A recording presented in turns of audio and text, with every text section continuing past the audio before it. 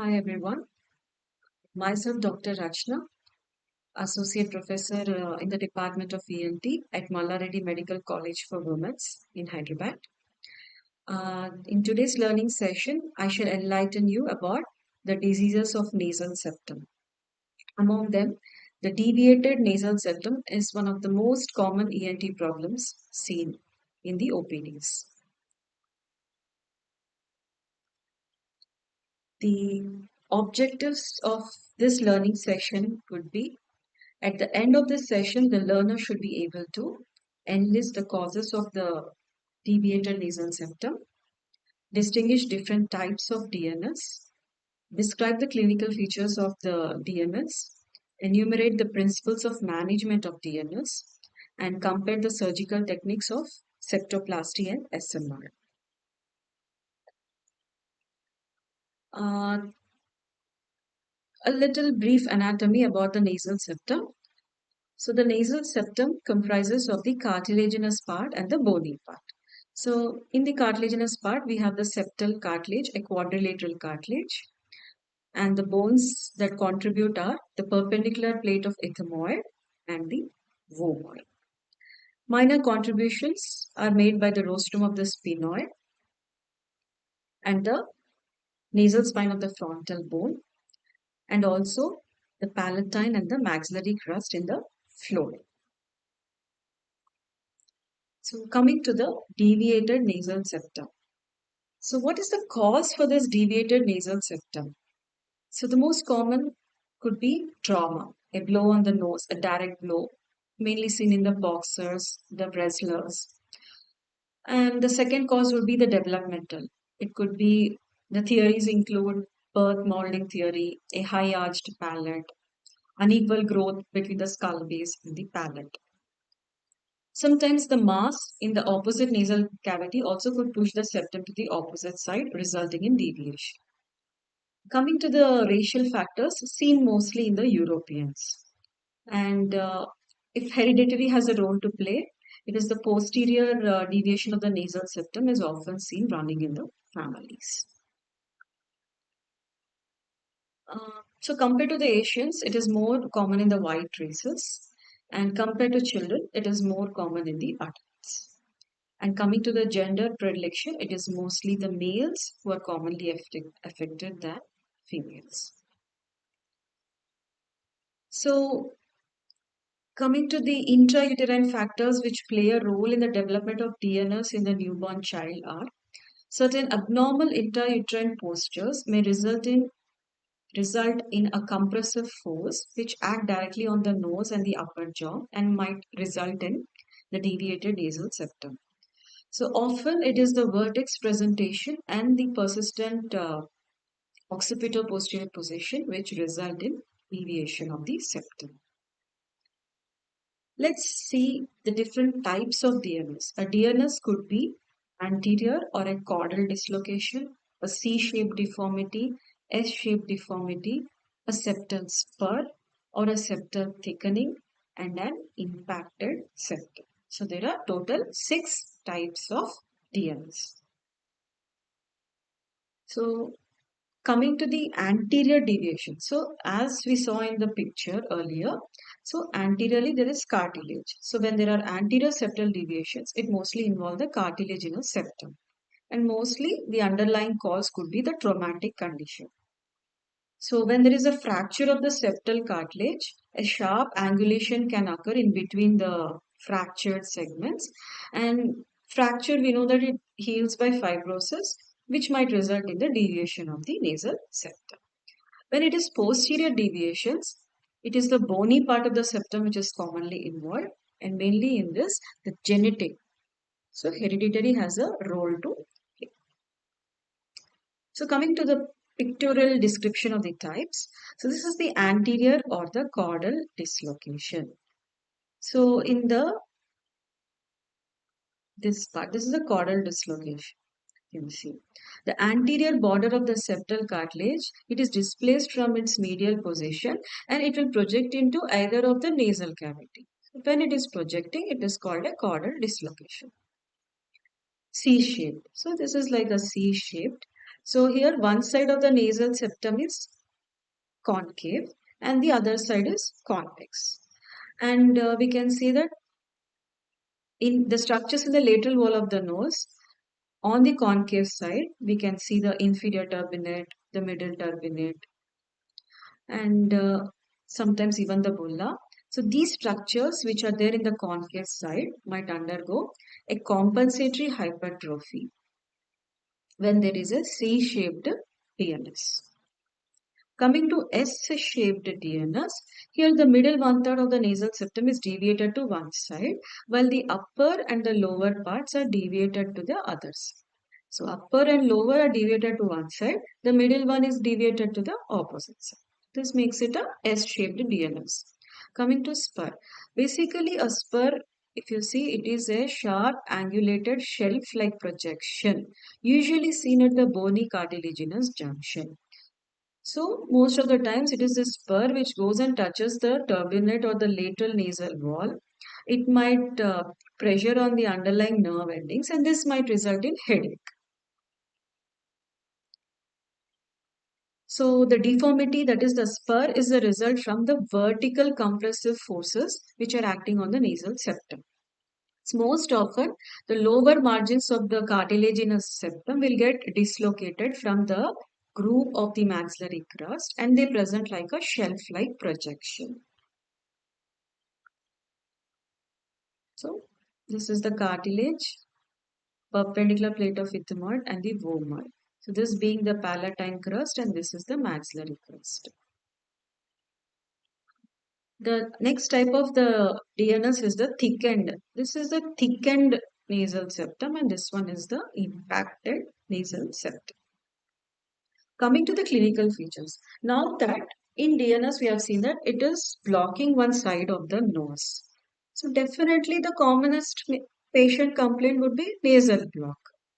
But apparently nasal block along with the side on which the DNS is there, patient typically says on the opposite side he is experiencing the nasal block. And the explanation for this would be, for instance, if the patient is having deviated nasal septum on the right side, but when we take up history, patient might say that on the left side he is having a nose block. And the reason is the paradoxical nasal obstruction, which is due to the compensatory hypertrophy of the inferior turbinate on the opposite side. So because of the deviation of the nasal septum, there is every possibility of the ostia present in the nasal cavity to get blocked because the airflow itself is reduced due to DNS. So because of that, patient can experience recurrent symptoms of sinusitis, which is basically experiencing the nasal discharge and cold. Headache. As already explained, a spur can put pressure on the lateral wall of the nose, wherein the underlying nerve endings get compressed, which might result in a headache. This type of headache is also called Schluter's neuralgia. And sinusitis itself can also result in headache. So, in some cases where there is spur, not necessarily spur, even the gross DNS, it causes stretching of the mucosa on that side, because of which there is dryness of the mucosal secretion followed by crust formation. And when we are trying to remove this crust, there is every possibility of bleeding. So this will result in epistaxis. This is one of the symptoms of DNS. Next is, because of the high deviation of the nasal septum, the expiratory air currents might not be able to reach the olfactory area. So this might result in hyposmia. Okay, that is decreased perception of smell. And finally, there could be an external nasal deformity because of DLS. So these are few symptoms which are commonly seen in a case of DLS. So there could, first common is nose block, then there is headache, then there is recurrent cold, there can be epistaxis, there can be hyposmia, and there will be a visible nasal deformity in some cases. A few words about what is paradoxical nasal obstructions. So sometimes the patient, instead of having a nasal block on the side of the DNS, they complain that they are having nasal block on the opposite side. The reason is the paradoxical nasal obstruction. So, the explanation for this compensatory hypertrophy of the inferior turbinate is that here the patients are having a long-standing fixed unilateral nasal obstruction on the convex side due to DNS, for which they become accustomed. But patients are not aware of this fact. See, DNS is not a recent development. So it would have been from their childhood or till the time their facial growth is there. So from that time they may be experiencing, but they have become accustomed to it. So they don't know that they're having nose block. But the alternate congestion and decongestion, which is associated with our physiological nasal cycle in the turbinates on the concave side, will give them the feeling of that symptom of intermittent obstruction. Okay. So, another one symptom associated with DNS could be even snoring. This is the compensatory hypertrophy of the inferior turbinate. Um, Septal deviation, if suppose there is deviation of the septum in the nasal valve area. So what is the nasal valve area? So the nasal valve area is basically the area between the lower border of the upper lateral cartilage and the upper border of the lower lateral cartilage. The area between these two is the nasal valve area. So if there is septal deviation in this area, it will cause greatest obstruction, and to confirm this, we do Cotton's test. So in the Cotton's test, we draw the cheek laterally. So if the patient is getting relief of the nasal block on drawing the cheek laterally, it means it indicates that there is DNS in the nasal valve area. A few words about what is Gray's strap. Basically, when there is a septal deviation in a newborn child, it will be associated with an asymmetry of the nostrils and there will be oblique columella. And the tip of the nose also points in the direction opposite to their septal deviation. So, in such newborn, when we observe these facial, nasal, external features, we can pass a gray strut into the nasal cavities of these infants and look for septal deviation. What is the consequences of DNS? Suppose it is left untreated, then what will happen? So definitely patient will experience recurrent sinusitis symptoms. There will be mouth breathing because of their nose block. They have to breathe through their mouth, which results in snoring and recurrent throat infections, that is pharyngitis. And because of the airflow is reduced on the side of the DNS, there would be atrophic rhinitis and meiosis possibility, and leading to the block of the eustachian tube, which might result in otitis media. So these are all the consequences of DNS. How to investigate? Like what tests we need to ask once we have diagnosed on examination, we could see a gross DNS. Gross DNS, basically, we have to confirm it by taking help of certain investigations. Like we can go ahead with an X-ray of paranasal sinuses, and CT-PNS would be ideal, where even we can rule out any associated sinus infections, and also to know the extent of the deviation of the nasal septum, involvement of the cartilage and the bony parts, and last but not the least, it is the DNE, that is a diagnostic nasal endoscopy has to be done, which gives us a better picture of to assess the type of the deviation and also to know the status of the middle meninges. Along with this, we have to, in case it is proven that it's a case of DNS, we have to go about the next step, how to manage it. So basically, it is the surgical management of the DNS. It has to be surgically corrected. There is no role of any medicines to correct the deviation of the nasal septum. So we have to go ahead with the fitness part of the patients. So routine hematological and urinary investigations are a part of surgical profile. We need to give fitness for the patient, rule out the cardiovascular disorders, renal, liver, and other routine tests have to be done. So coming to the X-ray, paranasal sinuses shows the deviated nasal septum. This is the Waters view. And this is a CT PNS coronal cut, which clearly shows the deviation of the nasal septum. In fact, there's a slight spur which is touching the inferior turbinate. We could also see little hypertrophy of the inferior turbinates, and these are the middle turbinates. The sinuses appear to be normal. So, coming to the treatment aspect of the deviated nasal septum, as I mentioned earlier, the role of the medical treatment, it can just treat the infections, but cannot correct the deviation of the nasal septum. A symptomatic relief of the pain could be possible with analgesics and anti-inflammatory drugs, and any rhinorrhea, antibiotics, purulent discharge could be controlled. Decongestant drugs could definitely increase the patency of the nasal cavities and improve the ventilation and the drainage of the paranasal sinuses. But basically, the final treatment for DNS would be surgical intervention. So there are two procedures which we go about. In olden days, it was the submucosal resection of the cartilaginous septum, a very conventional surgical procedure of the past. But nowadays, this procedure has been abandoned due to a lot of complications. So a more conservative procedure called septoplasty is being performed.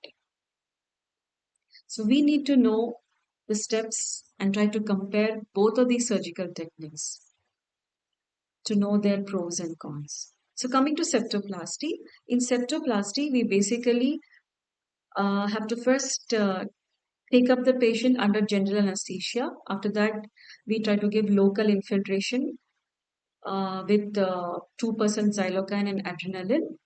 So a hydrodissection is very much essential for the proper elevation of the flaps. And then we have to give the incision, which is called Freyr's incision, just given at the caudal border of the nasal septum. So once we give the incision, just prior to that, just a point about what is Cautel's line. Basically, it's a line, an imaginary line that's drawn from the frontal spine down to the anterior nasal spine. So the deviations which are anterior to this Cautel's line are called anterior deviations. They have to be corrected by septoplasty, and deviations posterior to this line are supposed to be corrected either by SMR or septoplasty. So once we give the Freyr's incision, so we need to elevate the flap on one side. So flap elevation has to be done, the mucopericordial flap, and after elevating the flap on one side from anterior to the posterior, we try to create tunnels. So the tunnel is created, anterior and inferior tunnels are created. Once the tunnel is created, we try to, once the tunnels are created, we have to go to the opposite side as well by incising a small, giving a small incision over the cartilage, and thereby we go to the opposite side. So once we go to the opposite side, we will elevate the opposite mucopericordial flap as well. And then we try to, once both the flaps are elevated, we remove the inferior part of the cartilaginous strip. An inferior part of the cartilaginous strip is removed. And then we will be able to see the bony part of the cartilage. Sorry, we could see the bony part of the nasal septum. Now here, we try to dislocate the bony cartilaginous junction. Only the inferior strip of the cartilage was removed. Okay, and then we tried to dislocate the bony cartilaginous junction, and the part of the bone that is deviated is removed. If it is in the floor is removed.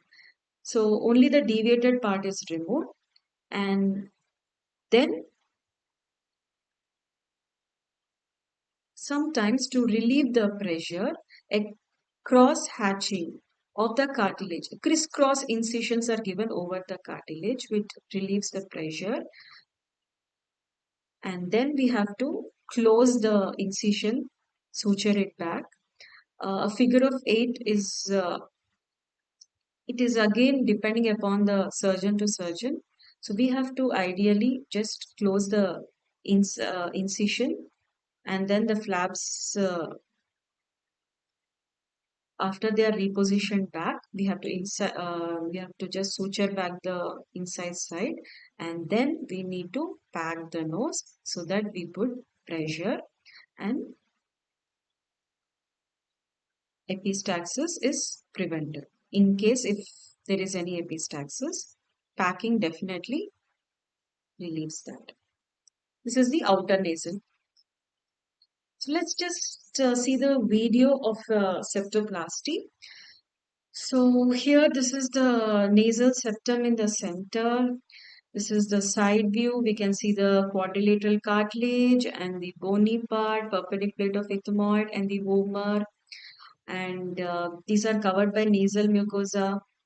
So the first step of the septoplasty would be, once we identify the deviated nasal septum, so it again depends upon the surgeon. He chooses which side to give an incision. Um, a Freer's incision is given at the caudal part of the nasal septum. And once the incision is given, see the flap is elevated, mucopericordial flap is elevated from anterior to posterior. That is both on the cartilage as well as the bone. Sometimes, as I said, a crisscross incisions are given to relieve the pressure. This itself can, mild deviations are corrected by this procedure. But sometimes we need to remove the part of inferior strip of the cartilage, and then we can identify the bony cartilaginous junction, and any deviated nasal septum is corrected, bony part is corrected, and then flaps are repositioned and incision is sutured, and then we pack the nose. So this is the procedure of the septoplasty. So in some cases, external nasal splints are also placed. It depends upon case to case. Then coming to the submucosal resection. Here the incision is called Killian's incisions. It was Freer's, here it is Killian's. In Killian's incision, we just go about not exactly on the free border of the caudal part of the cartilage. Here a little bit, a 5 mm behind the caudal border, we give the incision. Same thing, mucopericordial flap is elevated on one side, and then we'll incise the cartilage and go to the opposite side, elevate the opposite flap. Once both flaps are elevated, we try to excise the septal cartilage. Here a radical excision of the cartilage is done. If any bony part is also deviated, it is also excised. Then followed by repositioning of the flaps. Suturing is done at the incision side, followed by nasal packing.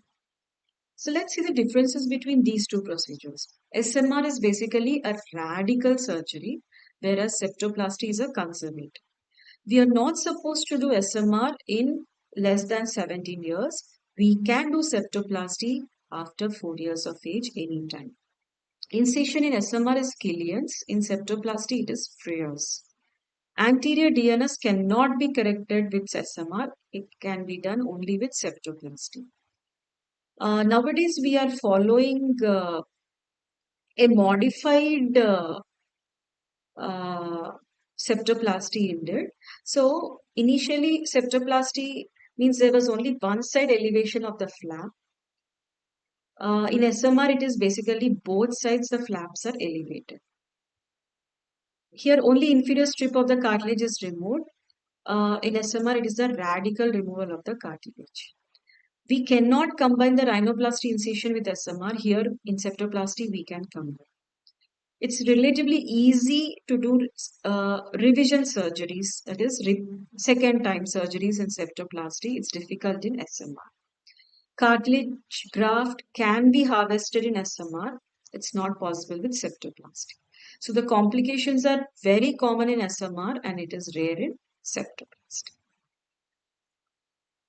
So what are the complications we see following the septal surgeries? So most common being hemorrhage. There can be septal abscess, septal hematoma, then a perforation, a saddle nose, supratip depressions, columellar retractions, CSF rhinorrhea, a nasal synechiae, or a toxic shock syndrome. These are few complications. So that was about deviated nasal septum. Let's see about the septal hematoma. So septal hematoma is nothing but the collection of the blood just under the perichondrium and periosteum of the nasal septum. The cause being either trauma or following any septal surgeries or if the patient is having any underlying bleeding disorders. Here, septal hematoma, clinically patient experiences bilateral nose block. There will be a sense of pressure over the nasal bridge. On examination, we find a very smooth, rounded septal swelling, which on palpating is very soft and fluctuant. Uh, there is absence of raised temperature on palpation, and erythema and tenderness of the skin is also absent. So this is the picture of a septal hematoma. If it's a small hematoma, a simple wide bore needle aspiration is sufficient. But if it is large, we have to go for incision and drainage, and then followed by nasal packing to prevent recurrence. Along with it, we have to have a systemic antibiotic coverage to prevent cyst formation. The complications of septal hematoma is leading to septal abscess with cartilage necrosis, a supratip depression, or a saddle nose deformity, and a septal perforation. Coming to septal abscess. Septal abscess is collection of pus. So in hematoma, it was collection of the blood. So here it is collection of the pus under the perichondrium and periosteum of the nasal septum. So the cause being secondary infection of the septal hematoma. It can follow any furuncle of the nose or the upper lip or following any typhoid or exanthematous fevers like measles. Here also patient experiences a bilateral nasal block with fever. But here definitely on palpation the skin over the nose would show raised temperature, erythema, swelling and tenderness. And on examination it's a smooth, soft, fluctuant septal swelling. Mucosa is also congested. Occasionally even a submandibular node could be enlarged and tender. This is a septal abscess, somewhat similar to the hematoma. So we have to immediately drain the abscess. Incision is made on the most dependent part. Any necrotic areas definitely has to be removed, followed by nasal packing, and this accompanied with a systemic antibiotic coverage for at least 10 days. So complications include septal perforation, necrosis of the septal cartilage leading to saddle nose, a supratip deformity. There could be possibility of even cavernous sinus thrombosis and meningitis. This is a saddle nose deformity, a nasal synechiae. So lastly, a perforated nasal septum. So any traumatic uh, conditions following the septal surgeries or a simple septal cautery or due to any ornamentation or nose picking habits can land up in perforation in the nasal septum. A septal abscess could, if untreated, could lead to septal perforation. Sniffing of the cocaine could lead to septal perforation. Any foreign body rhinolith nasal myiasis. Granulomatous conditions like TB, leprosy, vaginous and syphilis. Malignancy, of course, and sometimes the cause is unknown. If it is a small perforation, definitely while breathing, the whistling sound is heard. But a larger perforation could result in nasal crusting, which could cause nasal obstruction and epistaxis on removal. So this is a nasal perforation, septal perforation. So we have to first treat the cause which is responsible for the septal perforation. For crusting, alkaline nasal douchings are preferred. A small perforation could be closed by the advancement of the mucosal flaps, but a large perforation might need a silastic obturator, but still the results are quite poor. So to conclude this learning session, the key points. So one has to know, identify the anatomical cartilaginous in the bony parts of the nasal septum. One should know the type of the DNS. Is it C-shaped, S-shaped, caudal dislocation, or an impacted one, or a spur? We need to identify. And what are the clinical features patient is experiencing? Is he having nose block, headache, bleeding, or associated sinusitis is there or not? We need to rule out. If it is left untreated, one should be aware of the consequences of the DNS. So the patient has to be explained about it if they are not opting for surgical management. Definitely, when surgery is being done, nowadays septoplasty is being followed. So, a modified septoplasty is being followed, wherein we are elevating both the sides. We are trying to elevate the flap, remove minimal part of the septum, only which is deviated is being removed. So, any surgery, it should be a mucosal preservation surgery. So, unwanted radical procedures are avoided so that we reduce the complications. One should be well aware of the complications of septoplasty, for which anatomical knowledge is very much important. So, excessive removal of the higher cartilage, definitely high cartilage would result in the external deformity of the nose, which should be very much kept in mind. So, thereby ending the section. Thank you.